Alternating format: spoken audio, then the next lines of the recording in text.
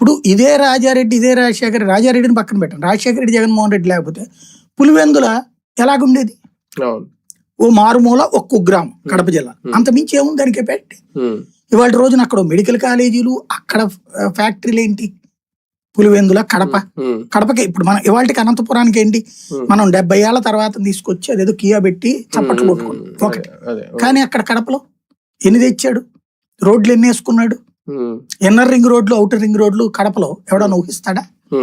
కడప అనేటటువంటిది దేశంలోనే పేరు పడేటువంటి ఒక నగరంగా తయారు చేశారు. అదే కడప స్టీల్ ప్లాంట్ కూడా ప్రిపేర్ చేశారు అప్పుడు. కాకపోతే బ్రాహ్మణి స్టీల్స్ లోపు రాజశేఖర రెడ్డి మరణం తర్వాత మారిపోయింది రాజకీయం. లేకపోతే రాజశేఖర రెడ్డి బతుకుంటే ఇంకా అప్పటికే స్టీల్ ప్లాంట్, ఇది ఇప్పుడు కూడా మళ్ళీ స్టీల్ ప్లాంట్ అక్కడే కదా. తర్వాత జగన్ వచ్చాక కూడా జందాల వాళ్ళతో అది అక్కడే కదా మాట్లాడింది. బేసిక్ గా ఒక కుగ్రామంగా పడుండే స్టేజ్ నుంచి వాళ్ళు ప్రకాశం జిల్లాలో వీళ్ళు ఏం బిగుతున్నారు చెప్పండి? శ్రీకాకుళం జిల్లాలో ఏం బిగుతున్నాం మనం? విజయనగరం జిల్లాలో ఏం బిగుతున్నాం మనం? చిత్తూరు జిల్లాలో ఏం బిగుతున్నాం మనం?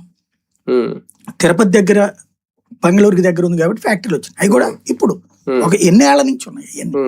మనం ఏం చేయలేదే. అట్లాంటిది ఎన్నో ఏళ్ల నుంచి డెవలప్మెంట్ నడిచిపోతా ఉంది. ఇవాళ అక్కడ కోట్లలోనే ఉంది కదా విలువ.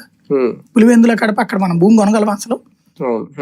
అది నువ్వు ఇక్కడ 4-5 లక్షల రూపాయలు నిన్నగాక మొన్నటి దాకా కూడా ఉండబట్టినే కదా నువ్వు అమరావతిలో భూసమీకరణ కింద తీసుకోగలిగావు. అదే ₹1 అంటే భూసమీకరణ కింద ఎత్తాడేంటి ఎవడన్నా? కానీ అక్కడ పులివెందుల్లో అప్పటికే కోట్లలోకి వచ్చేసింది. అది ఎట్లా సాధించగలిగారు వాళ్ళు?